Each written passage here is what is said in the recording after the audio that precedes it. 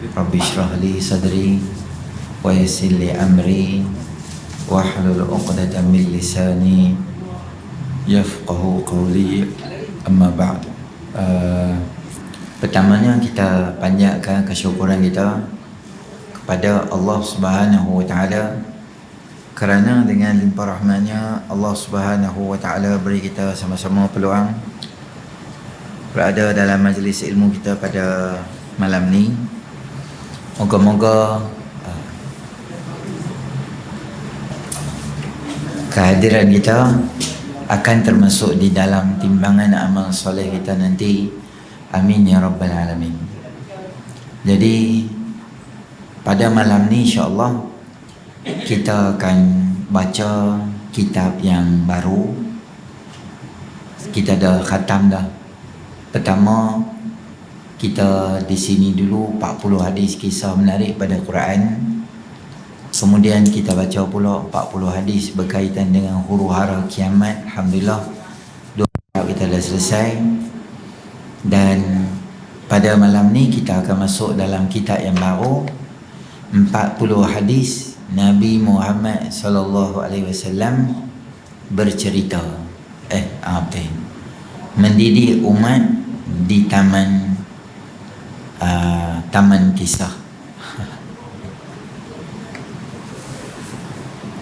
Tak apa, duit lagi simpan dulu semua, kita mengaji dulu. Tak pergi duk cari duit pecah apa, tak ada kerja. Lepas isyak semua dah habis dengan tenang, kita percaya jemaah kita tak lari mana. Lari pun tak apa lah. Tak pergi mana, duduk binjai je. Okey. Kitab yang ada dekat tangan kita ni sama pengarang macam kitab 40 hadis kisah menarik pada Al-Quran tu. Kitab ni kalau tuan-tuan tengok konten di dalam dia, buka dia punya isi kandungan dia, dia ada kisah yang banyak dalam ni. Kesemuanya itu kisah daripada hadis-hadis yang sahih. Mula cerita tentang penciptaan Nabi Adam, kemudian cerita Nabi Adam terlupa, Nabi Adam berhujah dengan Nabi Musa, kemudian malaikat urus jenazah Nabi Adam, lepas tu Nabi Ibrahim, Nabi Saleh, Nabi Daud, Nabi Yusuf, jasad Nabi Yusuf dikeluar daripada Mesir, muka mereka berubah menjadi kuning, seorang lelaki yang membunuh 100 orang, kera melempas separuh wang ke dalam laut, macam-macam lah kisah. Sampai kisah yang ke-42 mengambil style penulisan hadis Imam Nawawi. Walaupun nama 40 tapi dia lajak 2 hadis. Kisah dulu pun lajak 2 hadis, kisah ni pun lajak 2 hadis. Kisah terakhir tersasul kerana terlalu gembira. Jadi cerita-cerita dalam ni tuan-tuan dia santai, hadis-hadis yang tidak berat sangat dari segi ada banyak pengajaran kisah umat-umat yang terdahulu. Jadi sangat sesuai kalau kita boleh bawa anak-anak kita main juga. Anak tuan-tuan lah ikut sekolah rendah boleh, sekolah menengah boleh. Kita pun dia pengajian yang agak santai dan sangat sesuai untuk kita ni ambil pengajaran daripada kisah-kisah yang ada.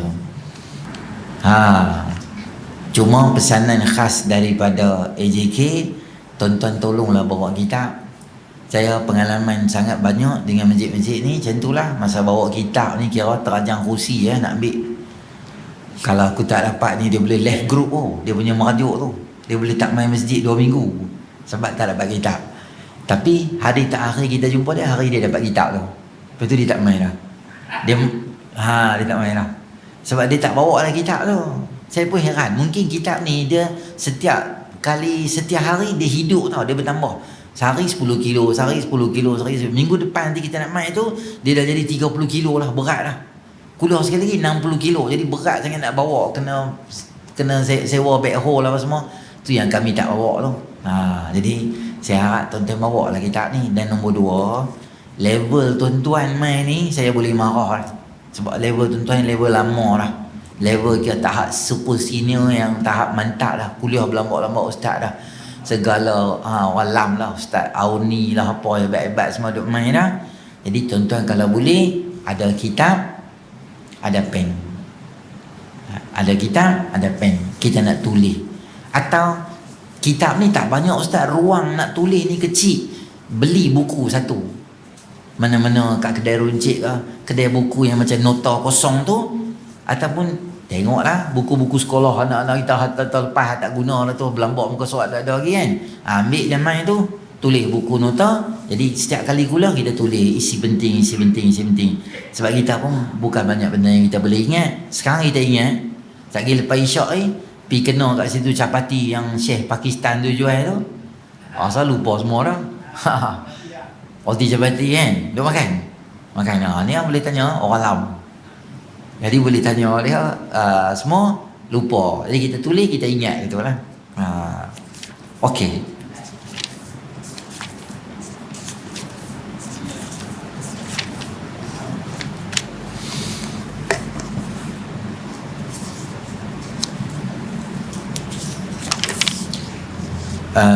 Biasanya saya habaq kat tuan-tuan lah, kita ada beberapa kali kita akan baca muqaddimah penyusun sikit sebelum kita masuk dalam hadis. Muqaddimah ni maknanya gambaran keseluruhan kitab ni, apa yang dia nak bawa dekat kita, konsep macam mana, siapa yang buat, apa harapan dia bila tulis kitab. Kita akan tengok dekat muqaddimah penulis yang ditulis oleh Al-Fadil Ustaz Zamri bin Hashim Abu Hazim Ad-Dimashqi, Hafizahullah. Kalau hidup lagi kita kata Hafizahullah. Kalau dah meninggal dunia kita kata Rahimahullah. Okey, kita tengok muqaddimah secara ringkas, kita baca. Bismillahirrahmanirrahim. Alhamdulillahirabbil alamin. Wassalatu wassalamu ala asyrafil anbiya'i wal mursalin sayyidina Muhammadin wa ala alihi wa sahbihi ajma'in. Kisah merupakan satu perkara penting dalam pendidikan. Sebab tu di dalam Al-Quran banyak kisah-kisah teladan, sehingga Allah menamakan satu surah namanya adalah surah Al-Qasas, yakni surah cerita-cerita. Pendidik yang cemerlang dari kalangan guru dan ibu bapa ialah mereka yang menguasai kemahiran dan seni bercerita. Banyak kita tengok tuan-tuan, dalam Quran ada cerita, terutama cerita Nabi lah. Nabi Adam, Nabi Nuh, Nabi Hud, Nabi Shu'aib. Lepas tu ada kisah-kisah cerita macam Ashabul Kahfi, cerita nama dia Luqmanul Hakim. Sekali-sekala bila baca, Allah selit cerita. Sebab cerita ni dia macam penghibur dan dia macam bagi banyak faedah kepada orang yang membaca. Itu salah satu daripada konsep dakwah. Kanak-kanak kita cerita cara kanak-kanak. Orang besar kita cerita cara orang besar. Kanak-kanak dia sukalah bila kita cerita tu, cerita-cerita yang kena mengena dengan dia. Dia suka ada binatang, ada rabbit, ada tiger. Benda tu dia suka, kita masukkan elemen kisah tu dalam cerita kanak-kanak. Yang besar-besar ada cara cerita dia. Antara faedah kisah diceritakan oleh Allah Ta'ala dalam surah Hud. A'udzubillahi minasyaitanirrajim. Wa kullan naqussu 'alaika min anba'ir rusuli ma nuthabbitu bihi fuadak. وَجَاءَكَ فِي هَذِهِ الْحَقُّ وَمَوْعِظَةٌ وَذِكْرَى لِلْمُؤْمِنِينَ. Dan semua kisah Nabi-Nabi, Rasul yang kami cerita pada kamu, agar dengan kisah itu kami teguhkan hati, dan di dalamnya diberikan kepada kamu segala kebenaran, nasihat dan peringatan untuk orang beriman. Ini faedah cerita. Pertama, kuatkan hati, terutama Nabi SAW dan semua kita lah. Maknanya dalam Islam, dalam hidup, bukan kita aja susah, Nabi-Nabi lain pun susah juga. Yang ada yang lebih teruk daripada kita. Dan kebanyakan di hujung cerita Nabi-Nabi atau kisah yang lain, siapa sahajalah yang lawan Allah dan Rasul, tak ada sejarah dia berjaya. Walau hang hebat terang mana, kaya terang mana, canggih terang mana pun, bila hang sentuh maknanya Allah dan Rasul, maka hang tak akan berjaya sampai bila-bila. Itu kaedah dia. Dan dalam ayat lain Allah Ta'ala sebut, a'udzubillahi minasyaitanirrajim, faqsusil qasasa la'allahum yatafakkarun. Maka ceritakanlah wahai Muhammad kisah-kisah itu, mudah-mudahan kamu berfikir. Apabila kita teliti hadis di dalam buku ini, kita dapati bahawa hebatnya Nabi SAW meriwayatkan kisah baginda berjaya menarik perhatian dan minat untuk terus membaca hingga selesai kisah. Kita juga rasa seolah-olah kita lihat apa yang berlaku dalam kisah itu. Kita terbayang-bayang apa yang disampaikan dan juga dimuatkan uslub kejutan yang membuatkan kita berdebar dalam melayan kisah tersebut. Sesungguhnya seni bercerita yang dimiliki oleh Nabi SAW membuatkan kita terpegun dan terpesona mendengarnya. Maka terserah keunggulan Nabi SAW sebagai seorang yang guru yang hebat. Kalau tuan-tuan tengok kisah Nabi Musa, dia ada banyak kisah debaran. Bagaimana dia jumpa dengan ahli sihir, mereka ni baling tali, Nabi Musa baling tongkat, maksudnya berdebar dengan ular besar. Memang Allah pilih kisah-kisah dalam Nabi-Nabi ini, maknanya menyebabkan kita jadi uish, hebat ni, tunggu-tunggu jadi apa lepas ni, jadi apa lepas ni, macam tu. Sengaja Allah buat itu sebagai macam satu menarik perhatian bila kita membaca. Sekalung penghargaan kepada pelajar-pelajar Thanawi 6 Mak Tafiz Derang 2015 yang membantu dalam menyiapkan buku ini. Maknanya ketika guru kita ni dia mengajar kat situ, pelajar-pelajar yang duduk di tahun terakhir, mereka membantulah dari segi cari kisah, type, dengan bimbingan dan bantuan daripada tuan guru. Pada mulanya saya agihkan tugas pada mereka untuk kumpul hadis, bentuk cerita yang disampaikan oleh Nabi SAW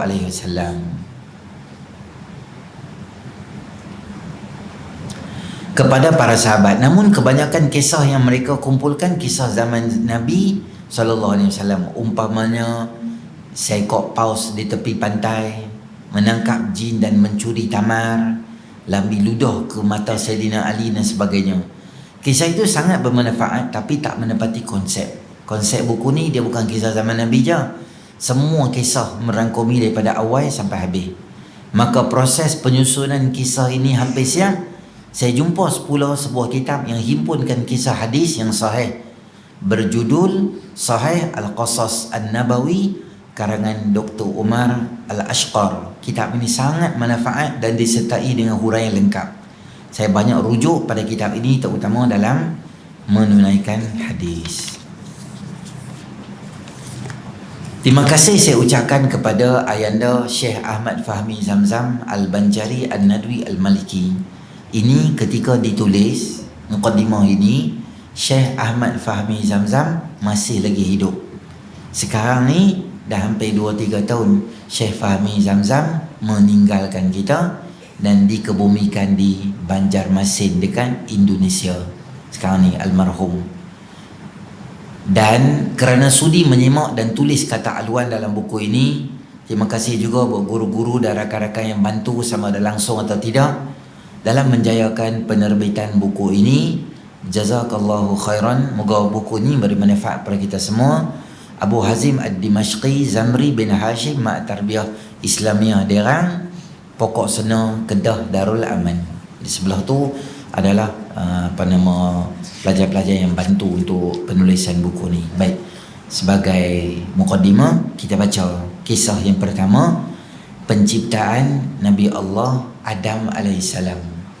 Baik, Allah Subhanahu wa taala mulakan penciptaan manusia ni dengan Nabi Allah Adam alaihissalam. Dan sebelum penciptaan, ketika Allah Subhanahu wa taala mencipta Nabi Allah Adam alaihissalam, dunia ni sebelum Nabi Adam turun, dunia ni dah siap lengkap lah. Bahkan sebelum Nabi Allah Adam alaihissalam turun, bumi ada, langit ada, sungai ada. Maknanya bumi ni seketui dah ada siap dah. Setelah Nabi Allah Adam alaihissalam diciptakan, Allah Subhanahu wa taala maklum sebelum tu lagi, inni ja'ilun fil ardi khalifah. Aku nak buat satu khalifah di muka bumi. Maka malaikat tanyalah, ataja'alu fiha man yufsidu fiha wa yasfikud dima. Kamu ni nak cipta pula ke orang yang akan tumpahkan darah di muka bumi ni? sedangkan kami ni sentiasa bertasbih dan menyucikan kamu. Kata Allah Ta'ala, inni a'lamu ma la ta'lamun, aku tahu apa yang hampa tak tahu. Maka kisah penciptaan bumi dan Nabi Adam AS ni menunjukkan bahawa manusia akan diturunkan di muka bumi ini sebagai khalifah di muka bumi. Jadi kita secara akidahnya tidak boleh menyalahkan Nabi Allah Adam AS. Kita kata Nabi Adam punya pasal lah ni kita turun kat muka bumi. Kalau tak ada, sedap je kita duduk di syurga makan-makan gitu. Tak, sebenarnya kisah makan Nabi Allah Adam AS itu adalah sebahagian daripada blueprint atau urutan cerita yang Allah buat supaya manusia boleh turun mai ke muka bumi dengan dalil yang Allah Ta'ala sebut, allazi khalaqal mauta wal hayata liyabluwakum ayyukum ahsanu amala. Allah yang cipta hidup dan mati, Allah nak cipta siapa yang sangat terbaik amal soleh dia. Sedangkan dalam syurga bukan untuk kita beramal soleh, itu untuk tempat darul jaza, menerima bahagian daripada kebaikan. Di mana nak buat amal soleh? Berlumba di dunia, ada nafsu, syaitan. Maknanya semua ni perancangan daripada Allah SWT. Nanti kita jumpa dalam kisah hadis yang ketiga ke keempat, bagaimana Nabi Musa AS sendiri direct tanya pada Nabi Adam, betul kamu ke Nabi Adam? Kamu ke Adam yang Allah Ta'ala mula cipta? Nabi Adam tanya lagi, kamu ke yang kalimullah yang cakap dengan Allah tu? Kamu direct Nabi Musa ni jenis kering. Direct tanya apa? Kamu ke makan buah sampai kami kena mai turun ke muka bumi? Ada jawapan yang diberi oleh Nabi Adam cakap, sehingga Nabi Musa pun akurlah, okey tak apa, kalau macam tu aku fahamlah apa situasi. Nanti kita jumpa hadis tu, kita tengok apa yang Nabi Musa tanya, apa yang Nabi Adam AS jawab. Dan untuk pengetahuan tuan-tuan, hadis-hadis berkaitan dengan ghaibiyat, benda yang kita tak tahu, di luar kemampuan kita menggunakan dalam kitab ini hadis-hadis yang taraf dia adalah sama ada sahih atau hasan. Sebab benda-benda ghaib kita tak tahu. Sama macam ghaibiyat kita bincang berkaitan dengan syurga, neraka, padang mahsyar. Jadi tak ada siapa yang pernah lalui. Kita hanya bersandarkan 100% kepada hadis, maka sanad hadis tu kena kuat. Termasuk juga cerita-cerita ni, benda yang di luar. Dan pengkisahan Nabi Adam AS ni bermakna juga tuan-tuan kebenaran Nabi SAW. Sebab Nabi tak tahu. Nabi ni ummi, tak tahu baca, tak tahu tulis. Tetapi ayat Quran yang dibacakan oleh Nabi, pengetahuan merentas ahli sejarah, merentas ahli bahasa. Quran yang turun merentas saintis, menunjukkan bahawa ini kita panggil sebagai dalailun nubuwah, dalil-dalil kebenaran Rasulullah SAW. Orang tak tahu, bahkan Nabi tahu benda sebelum Nabi beranak, dan Nabi tahu benda selepas Nabi meninggal dunia. Dajjal nak mai, Ya'juj Ma'juj mai, Mahsyar, Mizan, Nabi tak lalui, tapi Nabi habaq dekat kita siap dah. Ini mukjizat. Saya selalu habaq mukjizat, mudah kita faham tentang kisah nama dia Al-Fil. Ketika Nabi SAW beranak, tahun tu dinamakan tahun gajah. Sebab waktu tu tak ada lagi satu konsep yang kita namakan sebagai konsep kalender, semua tak ada. Jadi orang ingat peristiwa besar yang jadi tahun tu. Tahun bila tu? Tahun tu tahun gajah. Oh, tahun tu. Jadi orang nampak bayangan tahun tu tahun bila. Nabi beranak time tu lah. Ada satu event, bukan event, ada satu peristiwa besar. Abraha dia bawa mai gajah, dia nak runtuhkan Kaabah. Maka Allah hantar segerombolan burung yang depa mai, ramai nampak macam awan yang hitam macam tu, bawa di kaki mereka batu daripada api neraka. Bila dibuang batu tu, jadi macam goli besi yang dibakar, yang diletak di atas polistrin. Tuan-tuan ambil benda yang panas, bakar satu benda yang panas besi tu, buka polistrin kalau putih tu, dia jadi macam mana? Dia ikut dia cakap tu. Macam tu lah. Batu tu lalu atas kepala, tembus kepala, masuk ke badan tu. Maksudnya dia jalan tu tak ada benda yang menghalang dia. Jadi macam ka'asfin ma'kul, seperti daun kering yang dimakan ulat. Kisah ni siapa yang tahu? Orang yang hidup zaman tu dia tahulah. Peliknya kisah ni, bila surah Al-Fil turun, Nabi SAW baca, pakcik-pakcik yang ada di zaman Nabi tu umur 70, 80, Nabi umur 40 dapat wahyu. Orang-orang yang umur 70, 80, umur tu 60, 55 ke, yang tinggi, yang mereka realize dan sedar peristiwa tu berlaku, mereka sangat kagum dengan cerita ni. Macam mana Muhammad tahu? Dia baru beranak time tu. Pelik dia ni. Dia boleh cerita detail pula benda tu. Macam budak darjah 2 mai jumpa seorang pakcik umur 99 tahun, dia boleh cerita bab Jepun tu sebiji-sebiji. Dia baru darjah 2. Tuan tu kagum. Hantar mana cerita Jepun ni apa semua ni? Cerita British hantar mana? Dia cerita tu, Pak Lu ingat tak? Tok Wan ingat tak? Kat sini lah dulu Jepun main tu, dia bunuh tu. Pak Long tu nama Haji Razak, dia bunuh. Semua kawan-kawan dia petik. Biar betul budak ni. Pelik budak ni. Hantar mana? Demikianlah contoh saya nak bak kagumnya pakcik-pakcik yang duduk di zaman Nabi SAW, Arab Jahiliyah ketika tu. Bila Nabi baca Al-Fil, mereka rasa macam luar biasa. Sebab budak ni baru beranak tahun tu. Mustahil dia boleh cerita dekat kita. Maknanya ni bukan cerita, ini mukjizat. Demikianlah yang kata Nabi boleh cerita. Kisah-kisah yang kita akan baca dalam ni kesemua menunjukkan bahawa Nabi SAW itu adalah cerita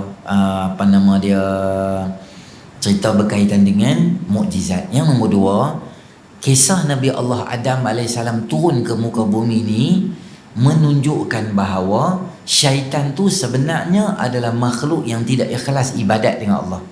Walaupun satu ketika dia hebat, tujuan Allah buat tu adalah nak zahirkan syaitan ni, atau nama dia Azazil satu ketika dahulu, sebenarnya dia ibadat kat aku tak ikhlas pun.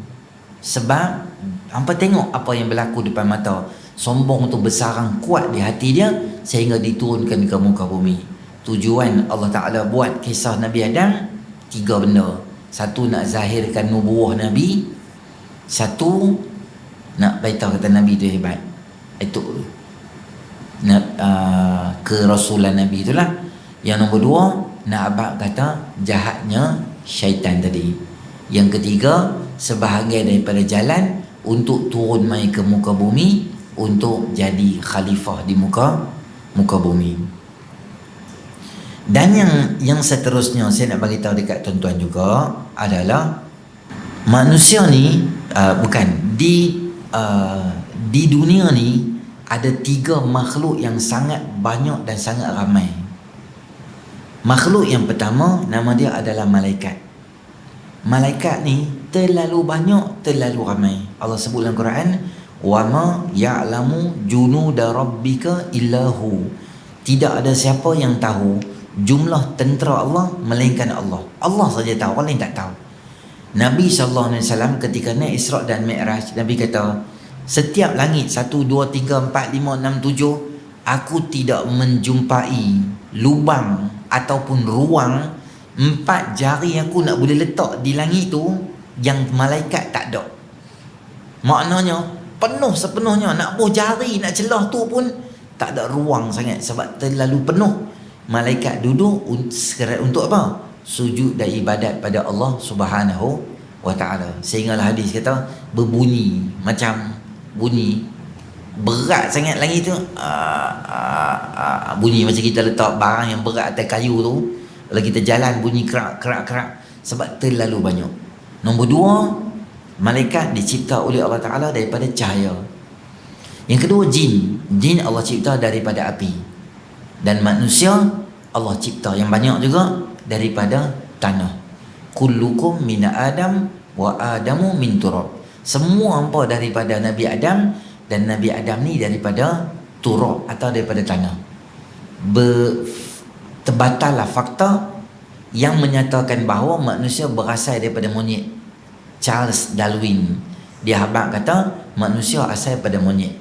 Nah, daripada monyet tu yang bongkok, lepas tu dia naik berdiri jadi manusia. Kita habaq kat Charles, minta maaf lah, yang monyetnya bukan kami, yang keranya bukan kami, Yang keranya hang dengan keturunan hang. Tok nenek hang dulu Allah Ta'ala pernah ubah menjadi qiradatan khasiin, menjadi kera. Pernah Allah ubah. Berapa hari lepas hidup jadi kera tu? 3 hari hidup jadi kera, berbulu-bulu muka semua, dalam mati saja gitu. Betul. Keturunan hang ada pernah dimarah oleh Allah untuk jadi kera. Adapun kita manusia berasal daripada apa? Daripada tanah. Manusia ada 5 peringkat jenis tanah yang dibuat. Yang pertama, nama dia adalah tin. Nama dia adalah turab. Turab ni tanah biasa. Kemudian manusia dicipta pula dengan satu elemen, nama dia tanah yang kita panggil dia tin. Ta ya nun. Tin tu maknanya tanah yang dicampur dengan air. Dia jadi tin. Dia jadi senang nak bentuk macam selut gitu. Tu proses yang kedua. Proses yang ketiga, nama dia adalah tinil lazib. Tanah yang jenis melekat dan tanah yang liat, yang setelah buaya. Dia ada konsep yang ketiga, nama dia adalah tinil lazib. Yang keempat, dia diadun dan dicipta juga dengan jenis nama dia salsalim min hamaim masnun. Tanah yang hitam yang digabung dan menjadi agak ada bau busuk sikit dekat tanah tadi tu. Elemen yang keempat. Dan yang kelima, dia jadi fakhar. Fakhar tu macam mana? Dibuat oleh Allah Ta'ala manusia ni dalam bentuk dan dalam dia kosong, macam pasu, macam patung, macam labu sayung macam tu letak macam tu. Sebelum ditiupkan roh dengan semua package dalam tu letak, dia ada cover. Dia macam casing saja. Dahulu Allah buat manusia, dah Allah letak je dulu Nabi Adam AS dalam bentuk casing ni. Di mana?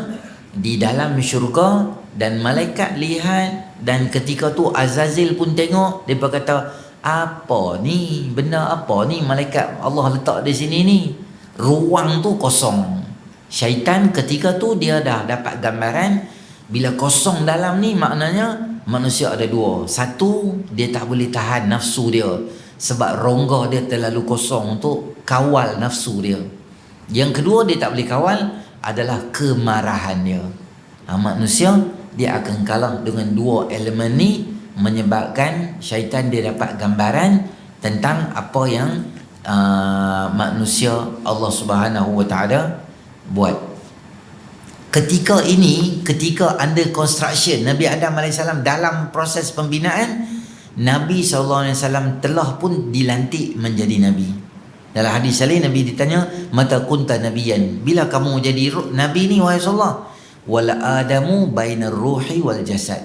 Ketika Nabi Adam AS di antara pembinaan roh dan jasad, baru dalam proses nak buat, aku sudah pun dilantik menjadi Nabi.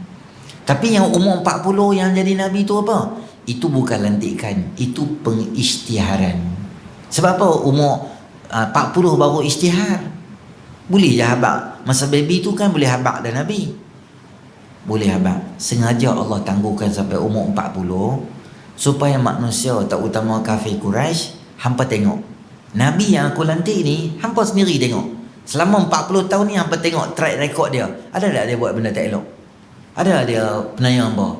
Ada dia buat zalim apa? Dia okey kan? Dia bagus kan? Al-Amin hampa yang bagi kan? Hampa kenal dia kan? Apa alasan hampa nak tolak dia jadi Nabi? Tak ada alasan. Maksudnya dia orang bagus. Sengaja Allah istihlamat. Itu jawapan para alim ulama. Itu gambaran apa yang berlaku sebelum penciptaan Nabi Allah Adam AS. Kita baca jugalah hadis. Baca juga. Daripada Abu Hurairah radhiyallahu anhu, hadis pertama, hadis riwayat Imam Bukhari. Dari Abu Hurairah radhiyallahu anhu katanya, khalaqallahu azza wa jalla Adama ala suratihi. Ala suratihi. Allah Subhanahu wa taala azza wa jalla. Azza wa jalla maksudnya aziz, jalil. Diringkaskan jadi azza wa jalla. ala suratihi, dengan ciptaan yang sempurna. Ada orang terjemah suratihi ni dengan rupa Allah. Sebab hi ni kalau kita mengaji bahasa Arab, dhamir kata ganti diri merujuk kepada apa yang kita cakap sebelum tu. Allah cipta Adam dalam rupa Adam, rupanya yang sempurna. Nya tu bukan balik pada Allah, nya tu balik kepada Nabi Adam AS. Berapa panjang tinggi Nabi Allah Adam AS? Tinggi dia adalah 60 hasta. Tuluhu situna zira'an. Panjang dia 60 hasta. 60 hasta lebih kurang 30 meter. Tinggi 30 meter. Lebih kurang bangunan 10 tingkat. Flat yang 10 tingkat tu, kan kita tengok flat 4 tingkat kat Pulau Pinang ni yang tak ada lift 4 tingkat tu. Flat macam tu, tambah lagi satu flat, tambah lagi 2 tingkat. 10. Gambaran lah. Saya bagi tahu kat tuan-tuan, senang. Manusia ni, kita ni, apa nama, panjang manusia ni, daripada atas kepala kita sampai kaki kita ke bawah ni, tinggi kita adalah 6 kaki. Balik, jangan buat sekarang, balik umur lagi. balik umur lagi, tuan-tuan jalan. Maksudnya daripada mula jalan tu, tanda satu dengan maka, jalan 6 kaki. 1, 2, 3, bagi rapat-rapat kaki tu. 1, 2, 3, 4, 5, 6. Lepas tu kita tanda. Kita tanda maka. Lepas tu kita tidur. So isteri kita cek, sama tak tinggi kita dengan tinggi bawah tu? Sama? 6 tapak kaki manusia sama dengan 6 tapak kaki manusia sama dengan satu manusia yang tinggi satu manusia lah. 6 tapak.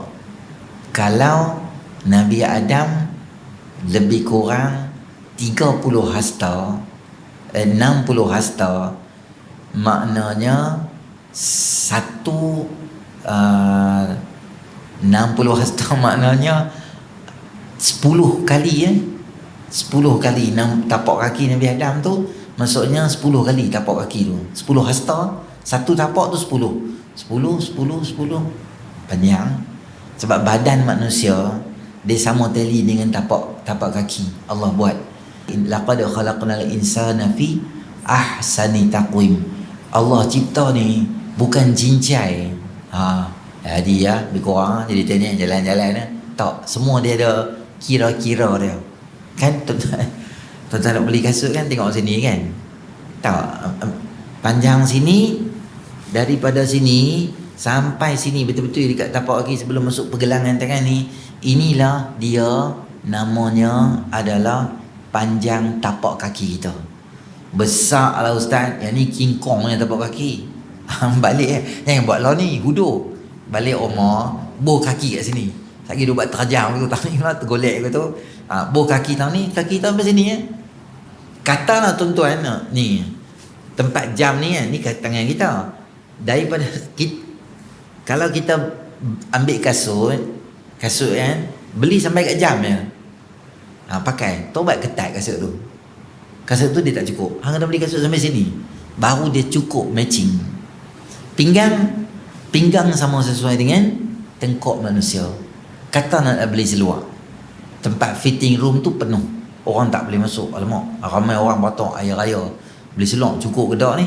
Pakai butang ni, tarik tengok. Kalau dia cukup, maksudnya cukup lah pinggang kita tu. Kecilnya pinggang saya ustaz. Pinggang nampak je kecil tapi dia sama macam pinggang. Katalah kita beli seluar tak cukup sampai sini je. Balik pakai, tobat tak cukup. Kena gunting kat belakang tu, dia terkoyak, jadi hudur pula seluar tu. Kena pakai kata. Maknanya Allah cipta manusia ni daripada A sampai Z ni dalam keadaan bukan cincainya. Maksud janji ada sudah, hangpa bukan ambil tahu semua benda. Tak. Setiap ciptaan Allah tu sangat teliti tentang sesuatu ciptaan.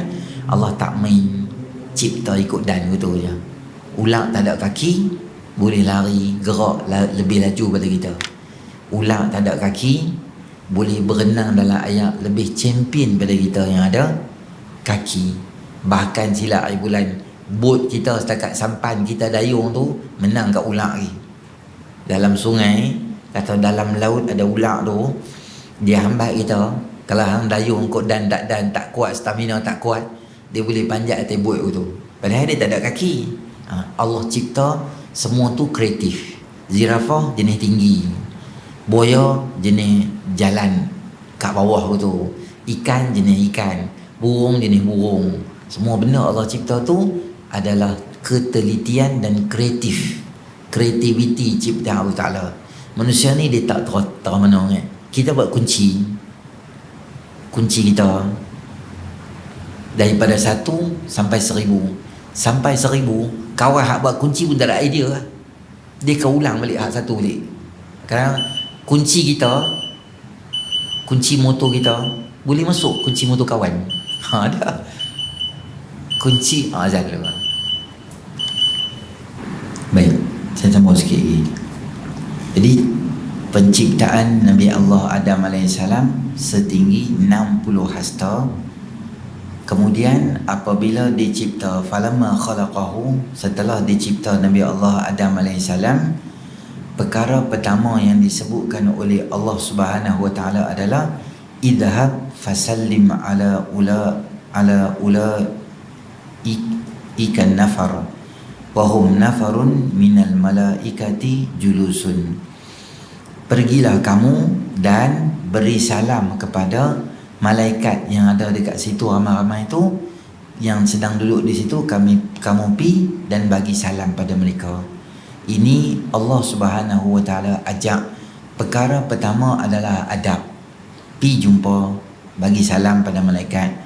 Dan Allah ajak ilmu kepada Nabi Allah Adam AS ketika tu, macam mana nak memberi salam, macam mana nak jawab salam kepada umat dia.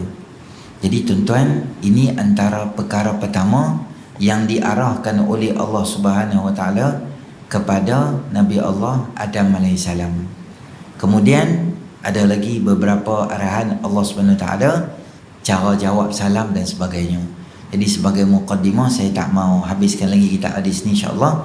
Nanti dalam siri akan datang kita akan tengok hadis yang pertama, dan ada lagi hadis yang kedua, bagaimana Nabi Allah Adam AS bersin ketika awal dicipta, dimasukkan roh, bersin.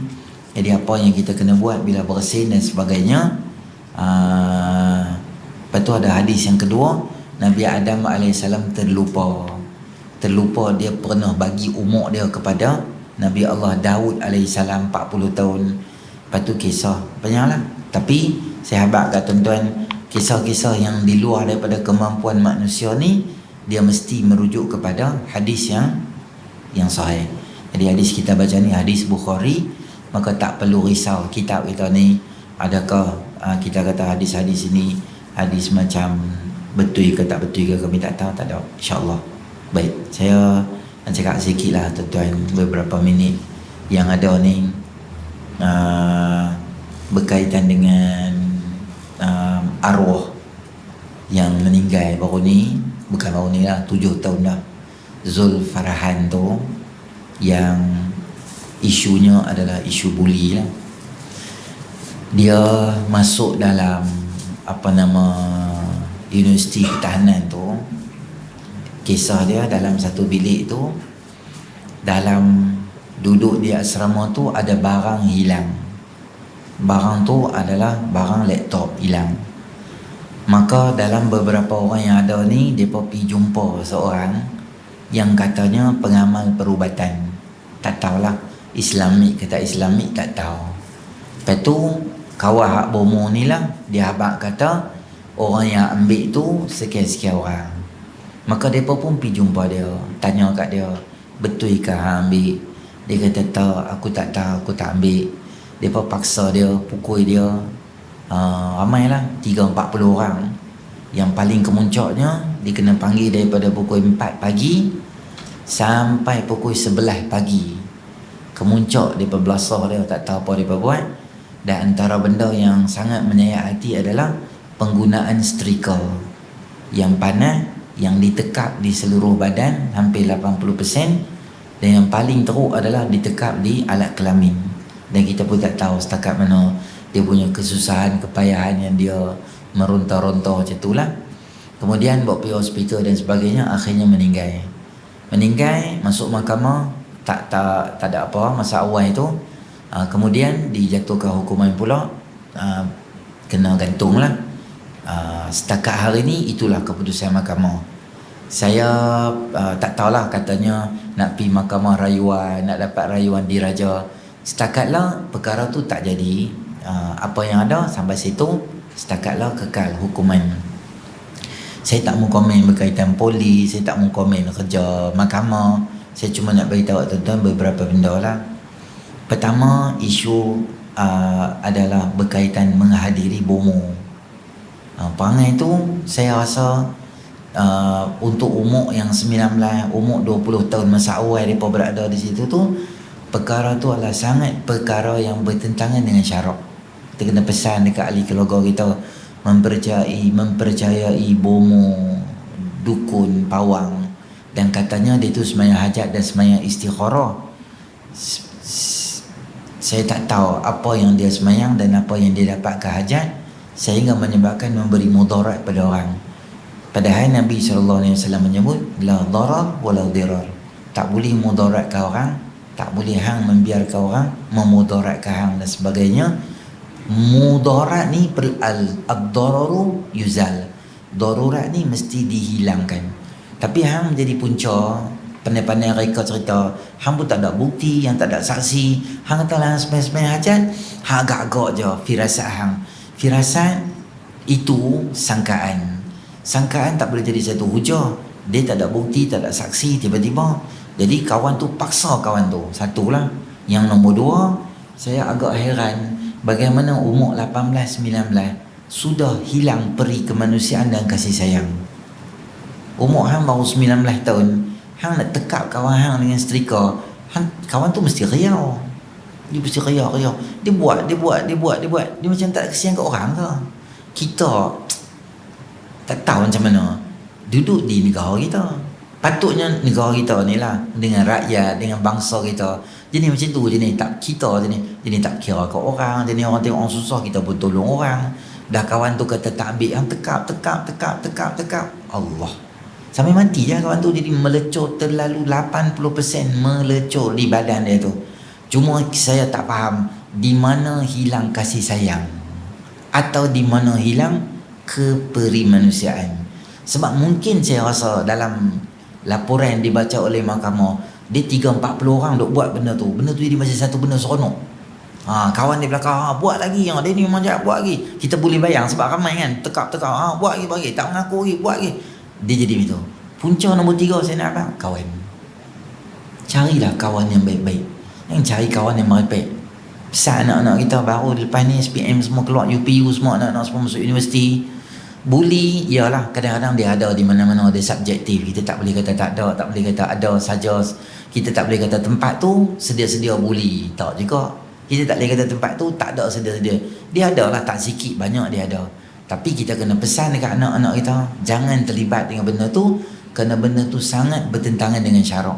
Fobiakan orang, trauma orang. Tengok budak sini jadi takut aku tu. Sebab aku kena, aku balas dendam. Dulu aku kena masa aku baru mula-mula, dulu aku kena minggu suai kenal itu. Sekarang aku dah masuk SEM 2, SEM 3, aku nak buat kat orang. Kalau kita tak berhenti di batch kita, benda tu tak akan berhenti sampai kiamat. Siapa yang mula bully, hang sambunglah dosa tu, walaupun hang sekarang jadi tok imam, walaupun sekarang jadi tok syekh, wali Allah ke apa, dulu hang nak perkenal bully tu dekat orang sampai kawan tu jadi trauma, rosak minda, dia punya anxiety, dia punya sabut kepala otak dia semua tu jadi, maka hang tanggung sebab hang mula bagi orang buat nanya kat orang tu. Jadi kawan, cari kawan yang baik-baik. Elakkan budaya bully. Di sekolah pun, tak kira lah, di sekolah pun memanglah kementerian akan hantar perkeliling. Bully ni sangat bahaya. Kadang bully cyber, dia ulang benda tu. Ada satu isu apa-apa kan, dia komen kat bawah tu, hang baca komen kawan hak kena tu boleh mental tu. Boleh mental tu. Baca ya Allah macam-macam tu. Hang baik orang puji ya. Hang jangan baik terus mana pun. Hang jadi nama buruk depa maki hang tak kira hang tok share kan wali Allah ke. Depa maki dulu sakit minta maaf. Dia bawa OKT, dia bukan kena tuduh apa lagi. Dia OKT, orang kena tuduh bawa. Tapi biasalah bila OKT dia pakai baju color orange ke color purple ke, bila gari depa buah dia ni tak guna sedih. Memang aku tahu lah dia ni pada dulu dia apa semua janggut palsu lah. Semua keluar Jubah ke janggut ke apa ke mutawif ke apa ke, dan orang maki hang gitu je.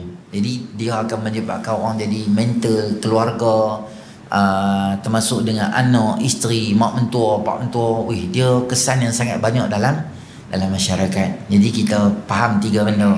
Elakkan pergi jumpa bomo-bomo merepek yang konon berselindung di sebalik sembahyang hajat dan istikharah, sehingga akhirnya menyebabkan nyawa orang jadi melayang. Yang kedua, bina kasih sayang di kalangan anak-anak. Saya pun heran lah, biasanya umur-umur tu adalah umur-umur yang baru nak besar, dia kenal kawan, patutnya dia jadi lebih dah kawan tu tak bak. Benar tak tahulah laptop hang tu ada apa. Laptop gaming pun katalah canggih-canggih laptop gaming kah, 20,000 30,000 katalah contoh, tapi mustahil lah ada sampai terus tu punya. Orang boleh main game besar, main game apa nak main, setakat main Roblox tak ya tinggi sangat pula. Nak main Free Fire ya boy, dia buat teruk gitu.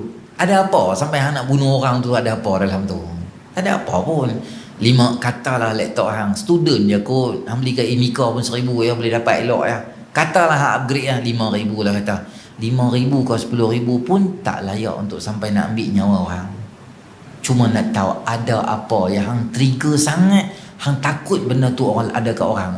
Ada benda tak betul ke dalam tu? Kau hang takut sangat orang tahu benda tu, rahsia orang banyak jadi hang duk puluh-puluh buat tu. Tak apalah. Akhirnya nyawa orang melayang. Dan nombor 4 saya nak bak perkara yang sangat menyedihkan, masing-masing baru umur 27 28. Setakat hari ni kesemua masuk dalam banduan akhir untuk tali gantung lah. Saya tak tahulah tuan-tuan, mungkinlah itu takdir Allah Ta'ala. Tak umur muda, baru 28, baru habis daripada belajar, mungkin masing-masing dah mula kerja, dah ada macam plan nak berkeluarga dan sebagainya. Tetapi di situlah berakhir. Keseronokan buat benda jahat ni tak lama pun. Hang bully orang tu sat je, hang bukan dapat apa pun, barang hang pun tak dapat, benda dah hilang dah, hang tak dapat pun benda tu. Dan berakhir dengan masa depan pula. Hang masa depan satu, mak bapak kesian lah, belah hang pada kecil dia dapat berita lah. Mak tu memanglah, saya dengar mak tu cakap, dia kata depa tu masa muda-muda depa buat, depa tak matang lagi. Atas nama mak ni memanglah bila anak kita kena macam tu kita akan cakap lah. Cuma kita kalau ada dalam mak kawan nak meninggal tu, kalau ada dalam kasut dia, kita rasai perasaan mak dia bila ditekak anak dia tu, memanglah dia rasa. Atas nama mak saya tak kata mak dia tu apalah hang tak guna boleh backup anak hang. Mak macam tu lah, dia jiwa mak dia macam tu. Saya tengok dulu satu kes, mak anak dia mental dada bunuh bapak dia, bunuh suami dia di mahkamah. Pada hari yang mak dia bawa anak dia nak pergi tali gantung tu, mak dia, anak dia ni bunuh suami dia. Mak dia pergi peluk menangis anak dia. Memang anak dia salah, tapi nama kata mak ni dia tak ada batasan kasih sayang lah. Mak yang macam tu sayang dia dekat hang, tapi macam ni hang balas kat dia, hanya disebabkan keseronokan nak belasah, nak bully orang sementara waktu je. Tak ke mana pun benda tu. Takat laptop hang boleh usaha balik saja boleh dapat balik lah. Benda 1,000, 2,000, 3,000, 4,000 macam tu je. Tapi nyawa hang, nyawa orang satu. Nyawa orang satu termasuk dengan kesan-kesan dari segi emosi pada keluarga dan mak dan anak-anak. Semua akan jadi kesan yang sangat banyak. Jadi apa benda kita nak buat, darah muda pesan dekat anak-anak kita, jangan buat sesuatu di luar daripada kawalan. Ada undang-undang, pergi jumpa polis ke apa ke, semua polis kita champion of the world, mereka boleh selesai elok. Curi, kena culik dekat mana? Dekat Johor, tak dan malam jumpa kat Batang Kali. Saya merespek polis. dia boleh pergi cari jumpa kawan tu 6 tahun budak perempuan kena culik di Johor malam pukul 3-4 pagi. Mereka jumpa dekat salah satu hotel bajet dekat Batang Kali. Polis boleh cari. Takat budak perempuan yang gila-gila punya kes pun cari. Takat letok orang boleh cari je. Hantar yang berbunuh-bunuh orang tu, hang beritahu je kat polis. Polis semua bagus boleh cari kat hang. Jangan buat pandai. Ada benda, alah takat cubit telinga sembang-sembang kawan-kawan lain. Ni sampai bunuh ni. Tu semua jadi masalah. Tu dunia tu. Tak kira akhirat lagi. Akhirat cah membunuh lah tuan-tuan. Cah membunuh, dosa ke akhirat, jenuh hang tanggung pula lagi. Moga Allah terimalah taubat dia di dunia. Dan mak bapak ni kalau maafkan dia, lain lah. Tu banyak cerita. Kesimpulannya, dunia teruk, akhirat teruk. Nak buat apa-apa 24 jam, fikir dulu betul ke aku buat benda ni. Jangan tengok semua orang buat, kita pun buat. Benda tak elok, elokkan diri. Pesan dekat diri, pesan dekat anak-anak. Tengok ada orang duk belasah orang depan masjid. Sebab apa? Dia tu curi duit. Yang belasah tu bukan JK. Belasah tu hak jarang main semayang. Biasa dia buat emosi sikit, belasah kawan tu. Han tak tahu cerita, atau orang duduk di RNR siapa ke tak tahu kena belasah. Han jangan turun motor, tengok syok orang belasah, hampir belasah kan. Han tak tahu apa cerita, han jangan ambil tahu. Depa belasah betul ke tak betul pun tak tahu. Depa belasah, hang isu dengan dia, hang belasah betul lah.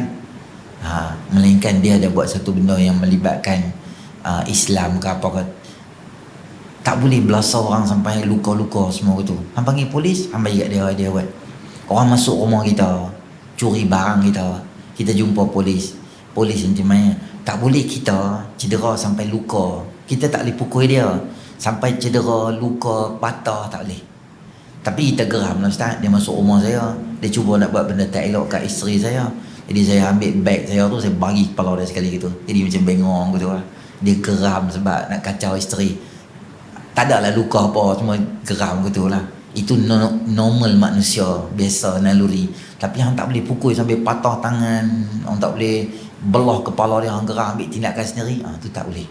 Ulil amri, dia boleh ambil tindakan lah. Sama macam kes ni ya. Kalau ada apa-apa, beritahu pihak berkuasa je.